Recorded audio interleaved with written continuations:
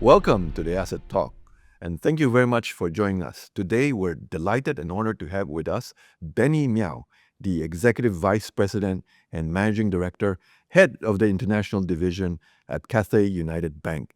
Cathay United Bank is a unit of the largest financial holding company in Taiwan. Benny, welcome to the Asset Talk. Thank you very much for having me. Pleasure to be here. Benny, you've been handling a lot of the overseas expansion activity at Cathay United Bank. And this year, I understand that some new offices are opening in Japan, I think Tokyo, and a sub-branch in Fukuoka. And then, of course, you're going to India as well. I understand it'll be in Mumbai. I understand also that most of the time you're following where your clients are going, hence Japan and India this time. But you're also quite deeply in ASEAN and mainland China, as well as in Hong Kong.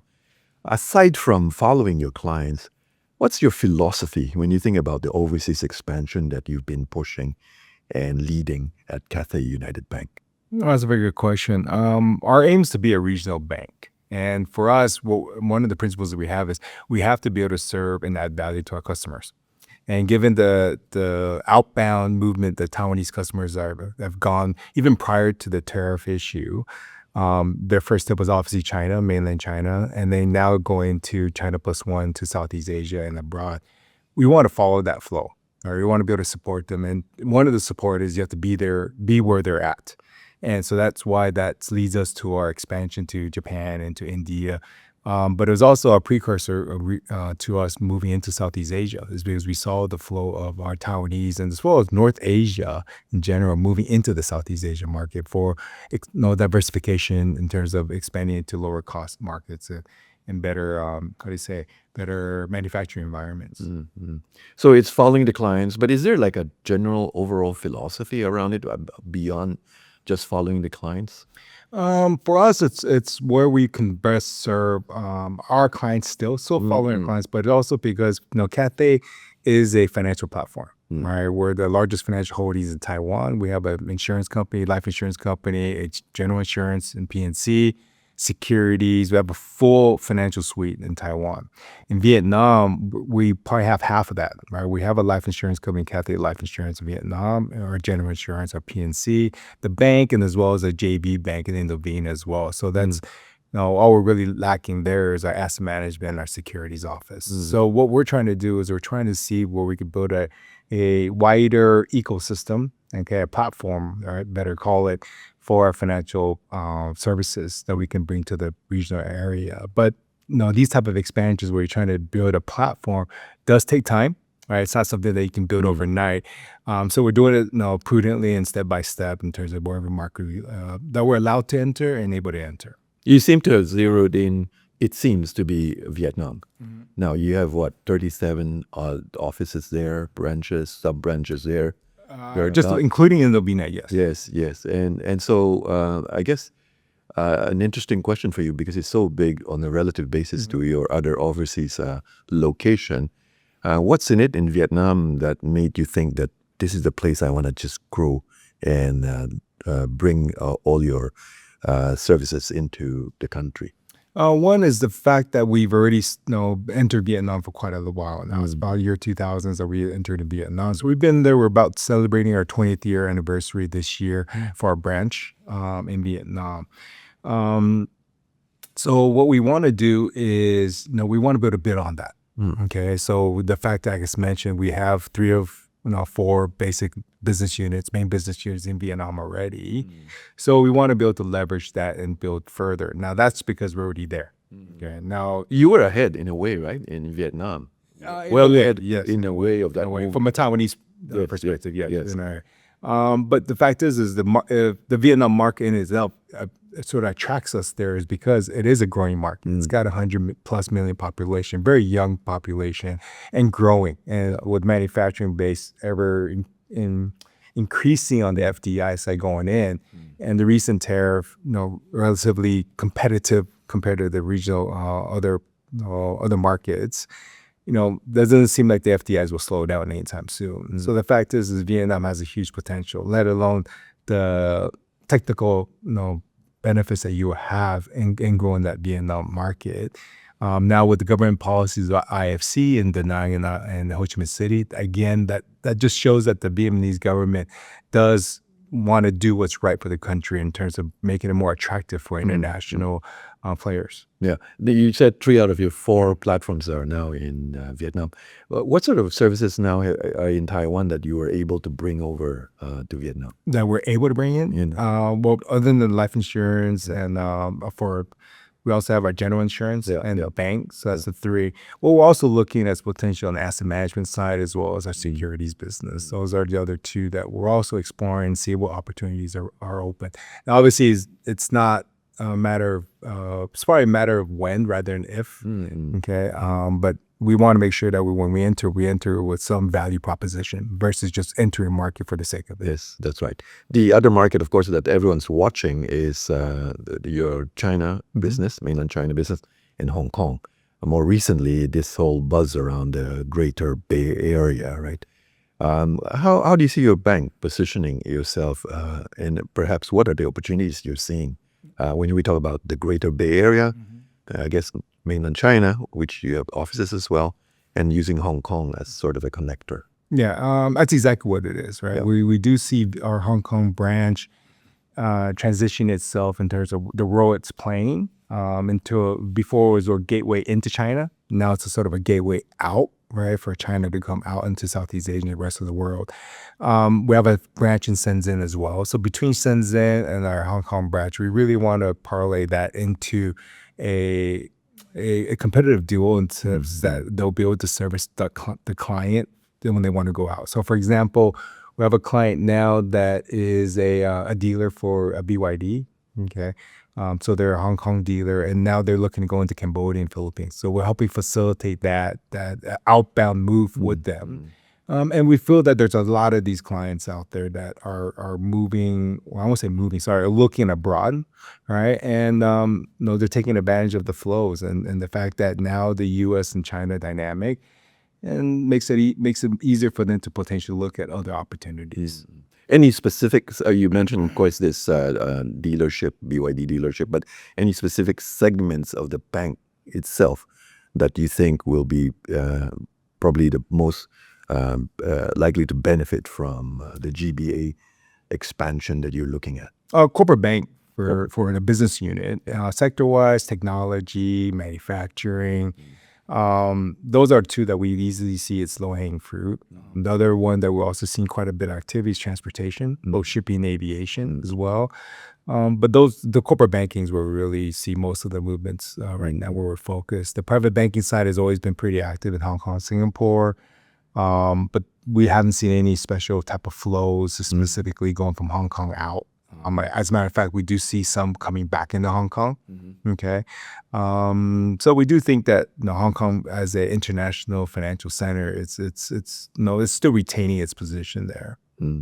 Looking at your overseas expansion across the many years, right? We see that you've adopted either, in the case of this year, Japan, India, opening up branches, which is like organic way of growing. But you have also been quite active in organically growing the business, right? I mean, maybe give us a sense for what informs you on whether to go organic, open a branch, for example, or inorganic, which you've done so in several markets. You mentioned Vietnam. You have a stake in a Philippine bank, and you have a stake in an Indonesian bank, and I think something in Cambodia as well, right? We actually acquired a bank in Cambodia, so it's a wholly owned subsidiary, right? What informs you which way to go? What informs you on that? Really, it's just opportunity. Okay, so once we look at a evaluated market that we feel that it's a market we want to enter, right, the next step is obviously how do you enter that market? And we look at the various possibilities, right? Some markets, we do have all options. Some markets, you're limited, right? And that's what a sort of dictates which path to sort of take. Right? And if we're lucky enough to have all options, and then we'll see what's the most biggest value proposition for us in terms of the use of our capital. But some markets, we don't have many choices. You only can do one of the 2. Right. And then that's your decision made for you. Yeah, that's right. And in the case of those that you already have a stake in, right, some quite significant stake, Is it at some point you see when the opportunity arises, you would like to increase that and to take ownership? Yes, usually on these stakes that we've taken, it's usually how we say the initial view is to go in and sort of understand the market, the local market, or understand the business practices, what the market looks like, and also to build that relationship with the counterparty. And some we've been successful, some have been less successful. But the fact is it doesn't deter us of the fact that these type of entry points are a prudent way for us to gain local insight. And so once we develop a comfort for that market understanding, that's when we start evaluating, okay, what's the next step for us, right? Do we want to discuss a larger stake, or do you want to do a separate initiative on our own, et cetera, et cetera? Again, it's what the opportunity arises for us. But obviously, the easiest one is if we already have a stake, it's easier to continue growing that stake versus starting something from ground zero again. But again, not every situation avails for that type of scenario. Yeah, and of course you're always your eyes peeled on where the opportunity might be, and always constantly watching Correct. market dynamics, Correct. and when there's an opening to capture it.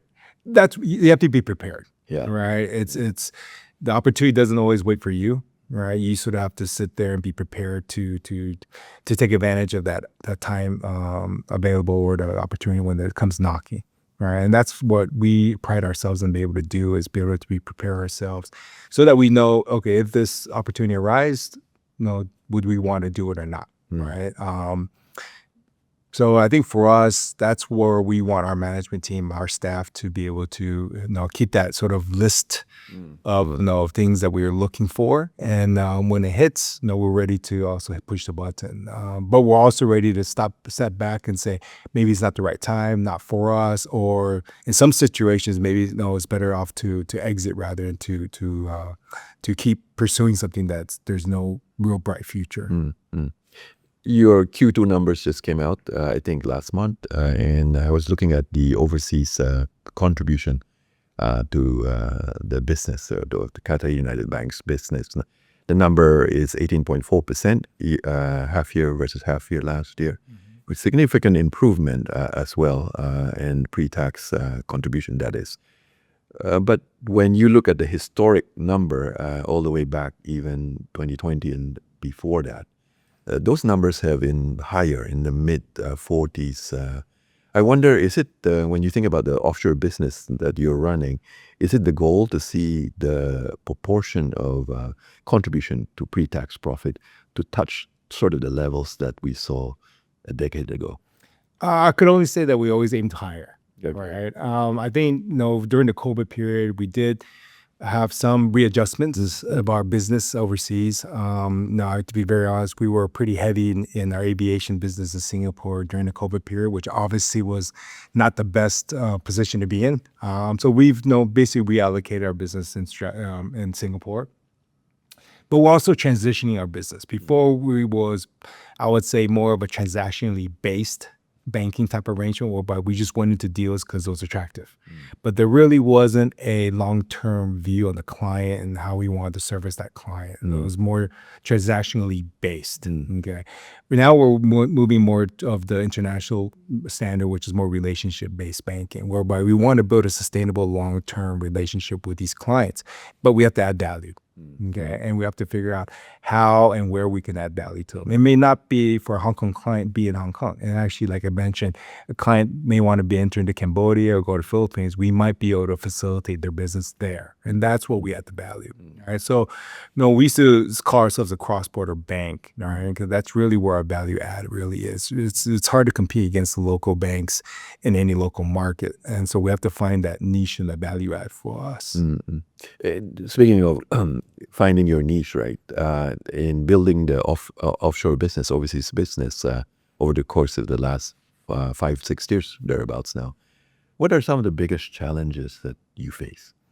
I think one of the biggest challenges internally is obviously manpower. All right, it's to build any business, it's really dependent on people.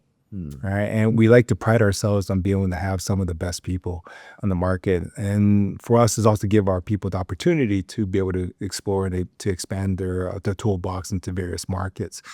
But truth be told, it is difficult to retain. It's difficult to sort of incubate or grow that kind of team organically. So we have had to go out and go to the market to recruit, as well as we've created a few programs at HQ and as well the branches, what we call CMAs, Cathay Management Associates. But we're trying to have a feeder into that kind of future manpower, right? We can't solve that problem today, but hopefully in the next 3 to 5 years, we'll be able to organically grow our team and to be able to build our own organic staff. But I think manpower is definitely one of them. Is that kind of holding you back a little bit in some context, yes. In some context, yes. I wouldn't say it's holding us back, but may not allow us to grow as fast as we like to grow. Okay. I think our team are all ambitious. They're very young, and I think they all want to do something and make new progress and achievements. I think the problem is because of various limitations, we can't go as fast as we like to. Okay. And I think that's what we're trying to prevent or try to solve for the future. Okay. Outside of the people, I think the other one is obviously be able to have an agile infrastructure or structure in place whereby we can adapt. Our systems, our policies can adapt to the changes in the market. So when the tariff came out and people start rethinking their supply chain, rethinking their manufacturing base, our policies internally and how we serve our customers have to adapt quickly, right? You can't say, oh, no, you're a Hong Kong client. Although you want to go to Vietnam, you have to follow the Vietnam rule, right? Or Vietnam policies. But what about we create a what we call an umbrella facility whereby, you're a Hong Kong client, we cover you out of Hong Kong, we set the credit terms and the facility allocation, but allow your Vietnam subsidiary to utilize those facilities, right, under the umbrella facility. So we have to create structures or policies that allow for that kind of flexibility, right? If you keep everything in silos, so to speak, it loses that agility and the flexibility. It makes it not easy to use for the client's perspective. For us, one of the goals for us is also client experience, right? And we want to make sure the client experience is at the forefront of everything we do. In fact, when we talk about regional overseas business, connectivity is very important, right? Absolutely. And I often come across banks with similar aspiration, and I ask them about connectivity, system, infrastructure, even the platform that you use. How far ahead are you guys in terms of making sure that the platform is somehow connected, looks the same, feels the same, and works? In some areas, we're quite advanced. Some areas, we're still work in process. Yeah. Our digital data technology team, we have a team of roughly 1,500 people working on that across the whole financial holdings, right, to make sure that all of our digital experience or interactions with our clients have a common feel, right? No matter if you're dealing with the insurance company or the bank, we have a common theme, common feel. That's sort of a bit of a UI, UE, UX type of approach. On the corporate side, we're also coming out with a new internet banking or enterprise banking app, hopefully coming out within the next 12 months. Again, brings that similar feel into a bit from a user experience and ease that we have created under the Cube platform on our retail side. So the looks can be very different, right? You can't confuse enterprise with consumer. Yeah. But in terms of the ease of use, the intuitiveness of where the functions are, et cetera, I think that will be very familiar to a user who's both on our Cube retail app as well as our Cube enterprise app. In fact, thinking about the 2 points you raised, right? That sort of the talent challenge, and also, I guess, making sure that the platform is in place and clients feel comfortable, and being agile in terms of structuring deals to make sure that you're not forcing clients to adopt to your condition. Rather, you should provide some condition for them to be able to absorb operating in different environment. How difficult is it in terms of navigating and maintaining, I guess, the corporate culture and even the governance standards while managing all of these cross-border operations in countries that are with very different business practices I think and regulation as well. right. I think regulation is the tougher part. Yeah. Right. With the ever changing regulations and the variance in regulations, depending if you're coming from say Vietnam or even Cambodia versus like Hong Kong or Singapore. Right. There's a wide range of regulatory governance and supervision that encompasses. So, right. So it's a bit of a tall order for our compliance and AML team to be able to create something that's actually adaptable across that kind of range. Right. Corporate culture wise, I think Cathay's done quite a good job in maintaining that. But the corporate culture is actually quite, how do you say, it's it's about accountability. It's about responsibility. It's about integrity. So I think that's a very common basis for any professional. So I think it's easy to maintain such a corporate culture as that. But with new people joining in, the younger generations coming in, yes, you have to make sure that that kind of consistency in terms of teamwork, where we have one bank, one team, and be able to work across multiples of cultures, right? Not just the Taiwan, but because we're cross-border, you got to adapt to Singaporeans, Cambodians, Malaysians, a variety of the Asian cultures. You have to be able to be, aware of the variance differences, as well as the similarities, all right? And you have to be sort of cognizant of that and be aware of what the do's and don'ts are. Any training in that, or just kind of re-emphasizing those points that you raised? How do you maintain? We do have some culture training in the sense of when we send an expat over to a new market, there's some local training that our HR does to say, okay, here, if you come to Vietnam, these are some of the customs that we have. Yeah. Right.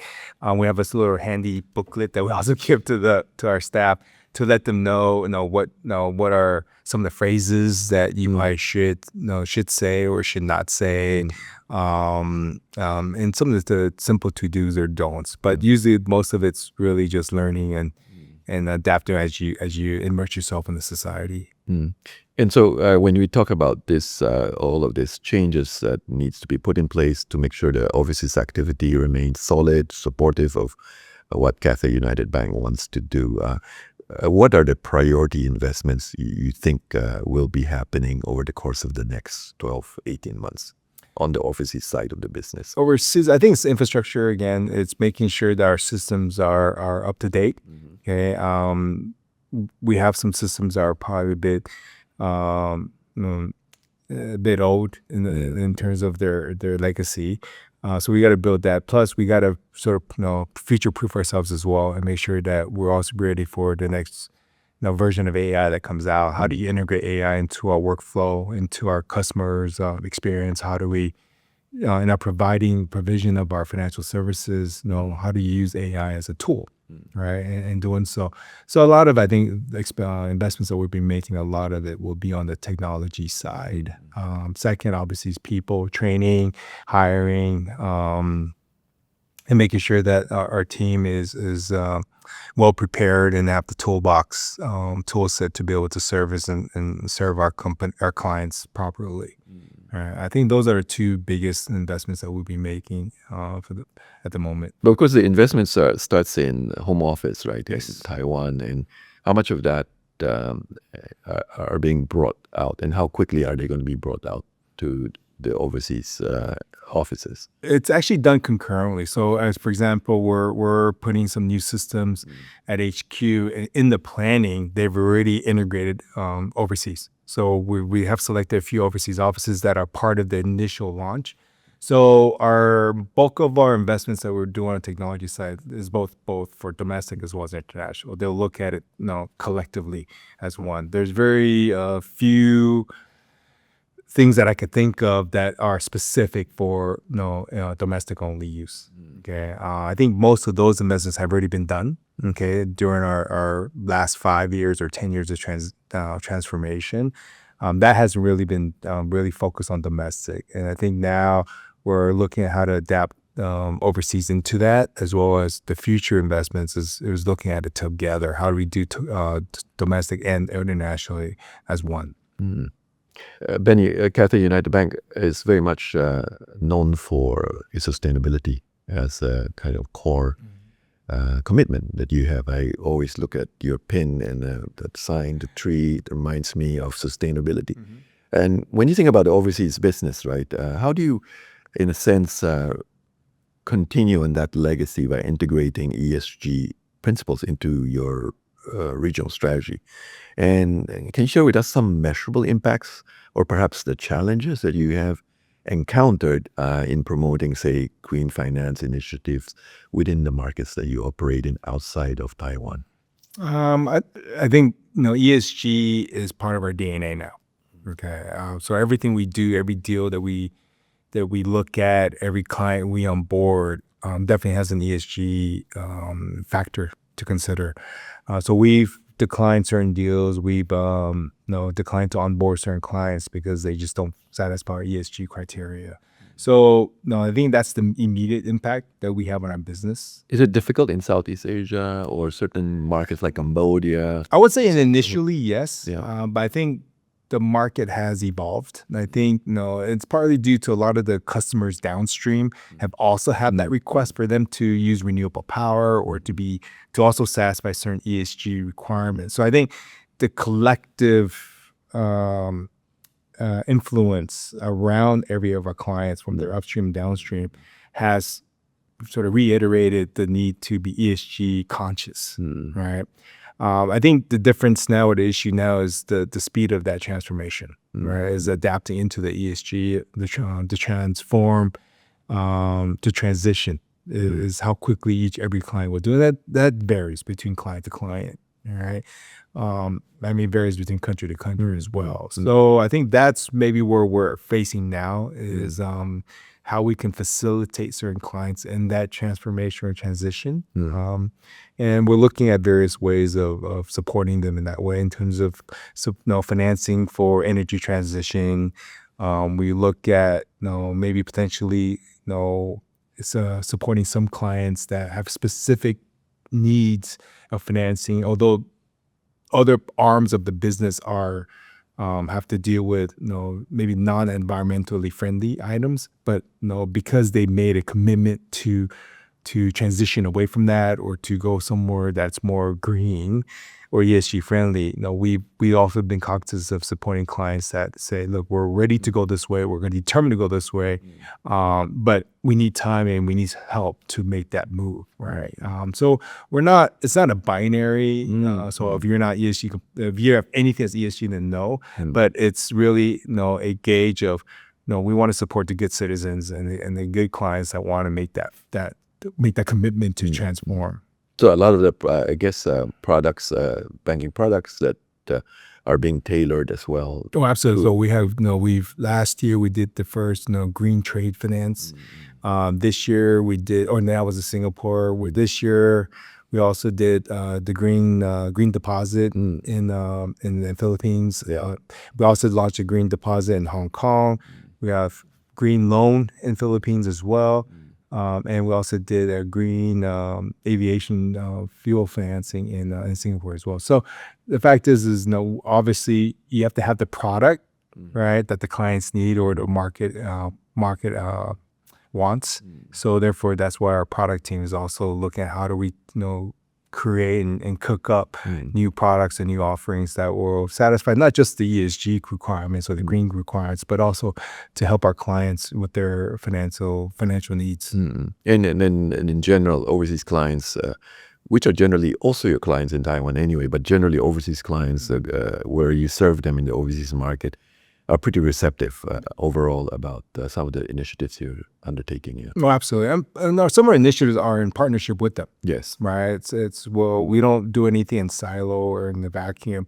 So it's through these discussions with the clients to understand what their pain points are, right? What they're being asked by their downstream buyers and say, I need to meet certain criteria. And we look at as how can we help you in achieving those KPIs? Right.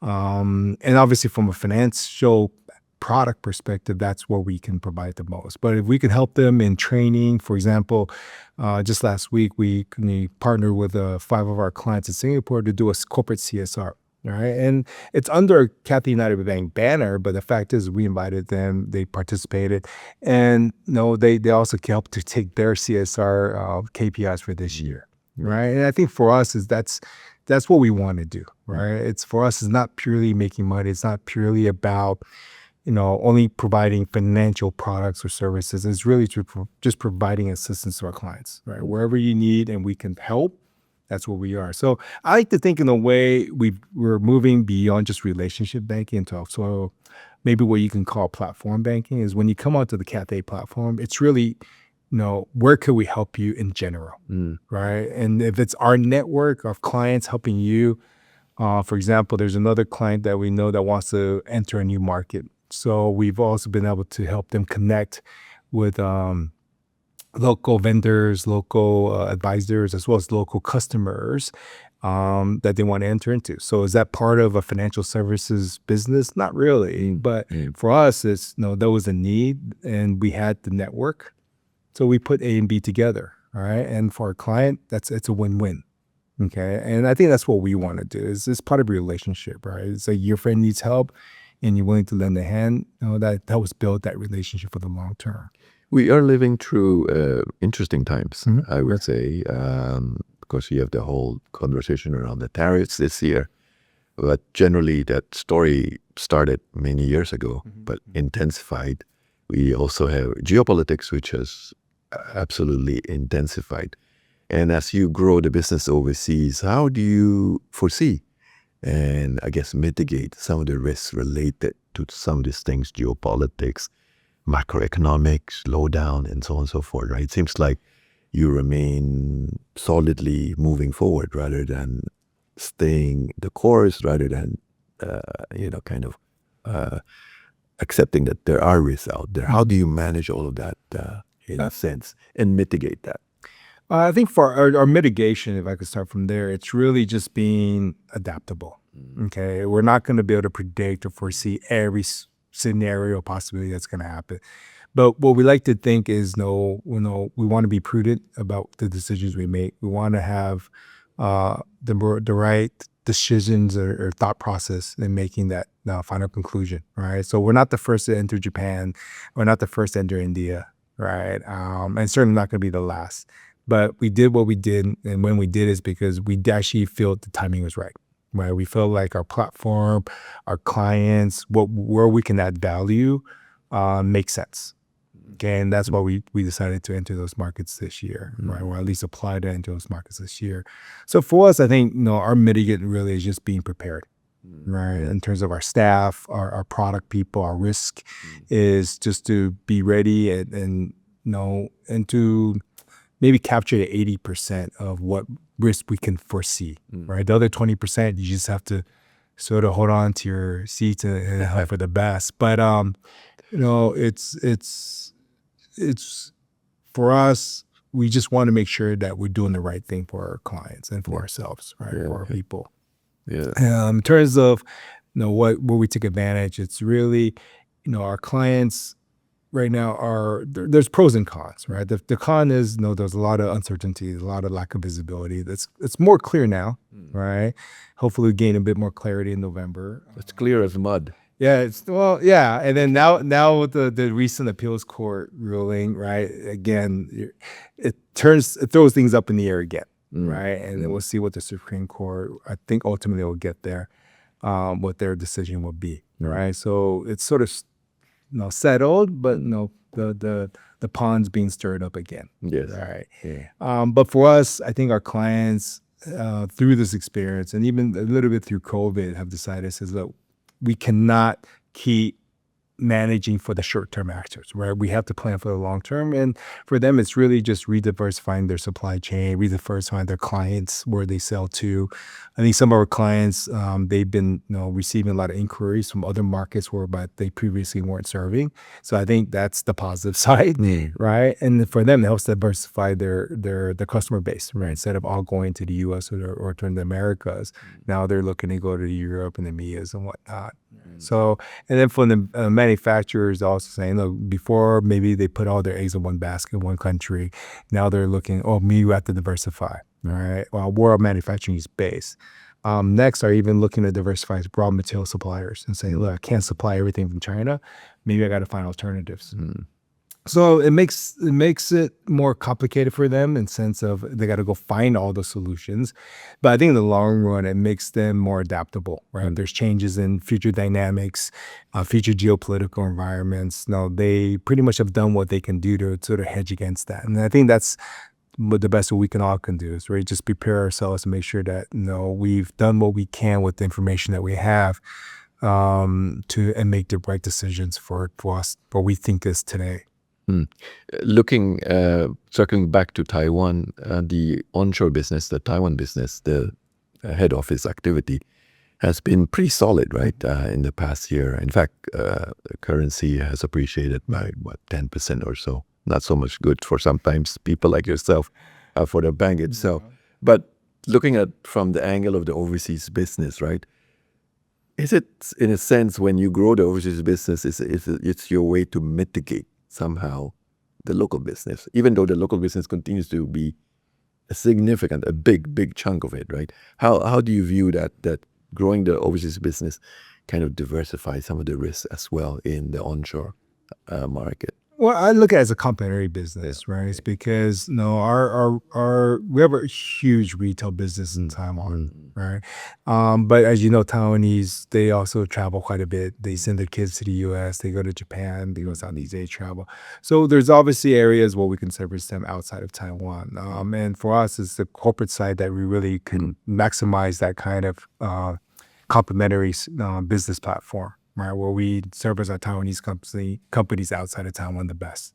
So I think for us, it's really building that complementary platform outside of Taiwan, making sure that we're ready to receive them when they do come out, have the right products that they need, right, and offer it in a way that's easy for them to use. Right, you don't want to give them something that's hard to use and force them to use it because it's the only thing available. But then they're like, but your product is not that good, right?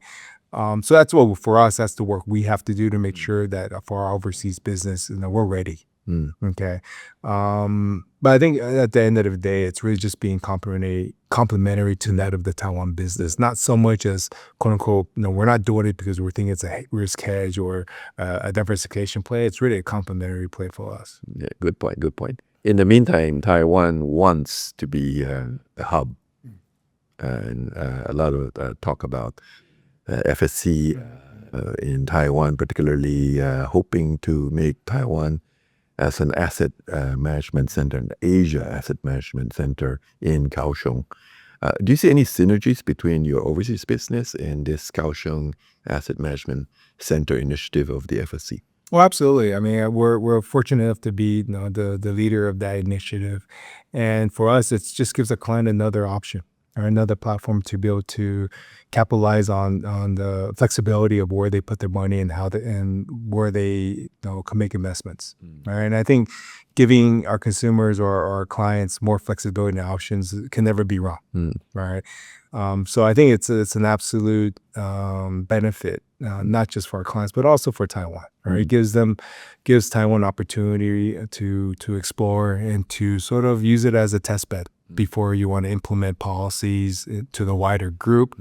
You can do it with a smaller population and people who are probably better suited to handle the volatility or the market impact. Right. So I think it's definitely a win-win for everybody on that standpoint on the asset management side. For us, we want to be able to be a player in that and facilitate that development, not just for Taiwan, but also for our clients as well. Any concrete situation you can see where the asset management center in Kaohsiung kind of hooks up with some of your overseas activity? Right now, we're actively developing that partnership between our various private banking offices in Singapore and Hong Kong with Kaohsiung. So we're holding like joint, lecturing sessions, investment sessions. So, for example, in October, we have a seminar where our Singapore private bank will be hosting lectures and investment sessions in Kaohsiung and Tainan and Taichung as well. So it's already happening in terms of linking everything together. In terms of actual products right now, I can't really divulge too much more than that. But we have some bright plans or big plans to utilize that asset management zone, not just for us at bank, but also for our site and our asset management platform, whereby that's the product generator. Right. So we have some, as I said, the power of Cathay as a group, financial holding as a group, it's incredible, right? And I think having this type of asset management zone will help us unlock or be able to really demonstrate the power of Cathay. One final point. When you think about overseas business, you also have to start thinking about beyond Asia. And are there any strategic initiatives underway beyond Asia? Yeah. Look, we're always looking, right? We're always planning, we're always thinking. As I said before, we're not looking to be the first, right? We're not eager to be the first to enter any market. We only want to enter a market that we feel that we're ready for, that we can add value for, right? And I think sometimes, you see certain signs that say, okay, I think this market's ready for us. And then when you start digging deeper, you're like, well, maybe not yet. Right. And for us, we're trying to be prudent about it. We don't have unlimited manpower. So that's another issue is, if we can open up 20 more offices, great. But do I have people to staff them? Right. You have to travel everywhere now. Yes. Even more. Yeah. Yep. Right. And that's really my team. It's really, it's kudos to them in terms of, being able to manage what we have already. And for us, we are always looking at new markets and evaluating and finding the right entry points. And this, as you mentioned before, is how do you enter that market? Right. Do you want to do it organically, through a partnership, through a simple branch, or even a rep office even? Right. So we're exploring all various markets. So nothing I can report today beyond India and Japan, but sort of Texas. Yeah. No, it's a big movement for Taiwan, right? But right now for us, we're looking to see what we can do with the places that we have now, Okay. and then we're going to prudently expand. Excellent. Benny Miao. Thank you very much for all of international business at Cathay United Bank. Thank you for joining us. No, thank you very much. Have a good day.